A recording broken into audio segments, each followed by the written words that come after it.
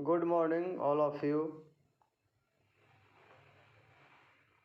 मैं आज आप लोग को JDS डिग्री कॉलेज के तरफ से नए वर्ष की हार्दिक शुभकामनाएं। मैं आज इस वीडियो में आप लोग को जिन्होंने इतिहास को प्रतिष्ठा विषय के रूप में लिया है, हिस्ट्री ऑनर्स पेपर के रूप में लिया है, उनके लिए क्या सिलेबस रहेगा मैं आज इस वीडियो के माध्यम से आप लोग को बताऊंगा। तो सबसे पहले आपको बता दूं कि BA पार्ट 1 में जो ऑनर्स पेपर होगा उसमें ऑनर्स पेपर के लिए 2 पत्र का आपको एग्ज़ाम देना होगा, प्रथम पत्र और द्वितीयक पत्र, फर्स्ट पेपर और सेकंड पेपर।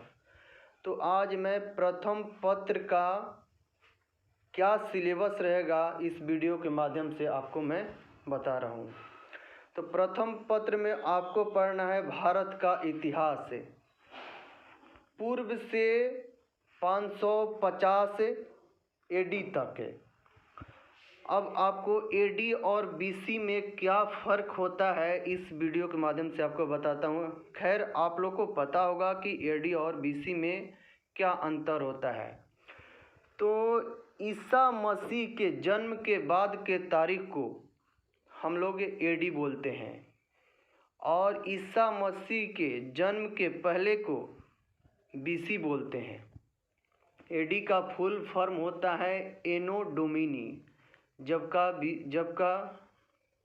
जबकि BC का फुल फॉर्म होता है बिफोर क्रिस्ट। तो आप लोग समझ गए कि AD और BC में क्या अंतर होता है। ईसा मसीह के जन्म के बाद को AD बोलते हैं और जन्म के पूर्व को BC बोलते हैं। तो आप लोग को फर्स्ट टॉपिक में पढ़ना है भारत में सभ्यता की शुरुआत कहाँ से हुई। भारत में सभ्यता की शुरुआत कहाँ से हुई इसमें पढ़ना है आपको पूरा पाषाण युग, मध्य पाषाण काल, नव पाषाण युग और ताम्र पाषाण युग। पूरा पाषाण युग पत्थरों के उपकरणों के आधार पर इसे 3 वर्गों में बांटा गया है, जिसको हम बोलते हैं निम्न पाषाण काल, मध्य पाषाण काल और उच्च पाषाण काल। ताम्र पाषाण काल तांबा और लोहा के मिश्रण से जो उपकरण बनाए जाते थे उसको ताम्र पाषाण काल कहते हैं। सेकंड में है प्राचीन भारत के इतिहास का साहित्यिक और पुरातात्विक स्रोत। तो साहित्यिक स्रोत इसमें पढ़ना है। तो साहित्यिक स्रोत आपको जैसे कि धार्मिक साहित्य, इस धार्मिक साहित्य में आपको पढ़ना है ब्राह्मण ग्रंथ, इसमें भी 2 है, ब्राह्मण ग्रंथ और ब्रह्मनेत्र ग्रंथ। ब्राह्मण ग्रंथ में आपको वैदिक साहित्यिक, महाकाव्य, पुराण और स्मृति ग्रंथ पढ़ना है। तो इसी प्रकार से आपको मैं एक एक टॉपिक करके बताऊंगा कि आप लोग को एक टॉपिक में बहुत सारा क्वेश्चन हो जाता है। जैसे कि अब साहित्यिक स्रोत में भी आपको 20-25 टॉपिक हो जाएंगे, उसमें आप लोग को पढ़ना है। 3 नंबर में है हड़प्पा सभ्यता का उदय, स्वरूप, विशेषताएं, शहरों के प्रारूप, सभ्यता के पतन के कारण। 4 नंबर में पढ़ना है आपको वैदिक सभ्यता, इसमें पढ़ना है वैदिक शासन, राज्य, अर्थव्यवस्था और धर्म।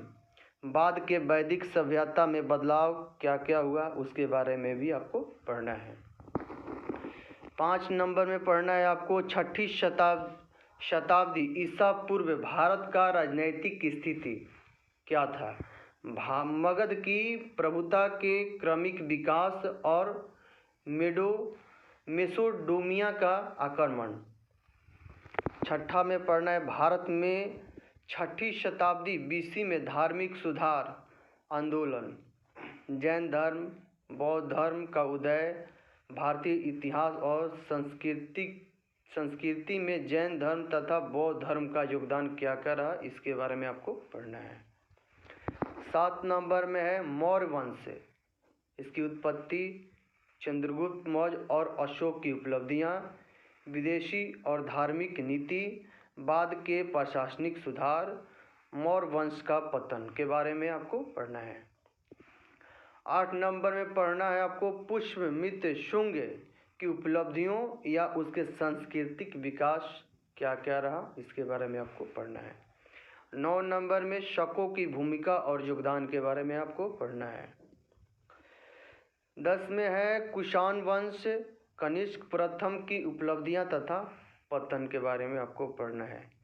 11 नंबर में आपको पढ़ना है गुप्त वंश, इतिहास इसका, चंद्रगुप्त प्रथम, समुद्रगुप्त, चंद्रगुप्त द्वितीय, स्कंदगुप्त, गुप्त वंश का पतन, गुप्त काल में प्रशासनिक और सांस्कृतिक सुधार। तो ये रहा आपको पेपर 1 का सिलेबस है। पेपर 1 में क्या क्या पढ़ना है इस वीडियो के माध्यम से आप लोग देख लीजिए, और मैं आप लोग को अगला वीडियो पेपर 2 हिस्ट्री का बनाऊंगा। इसी तरह से सारे सब्जेक्ट का वीडियो आप लोग को ऑनलाइन के माध्यम से मटेरियल दिया जाएगा और आप लोग ऑनलाइन क्लास पढ़ते रहिए। तो फिलहाल इस वीडियो में इतना ही। अगले क्लास में आप लोग को पेपर 2 में क्या क्या सिलेबस रहेगा और उसके बाद एक एक टॉपिक करके मैं आप लोग को लिखवाऊंगा और मटेरियल दूंगा, और आप लोग एक नोट्स बनाते रहिएगा और इसको नोट करते रहिएगा। तो फिलहाल के लिए इतना ही। धन्यवाद।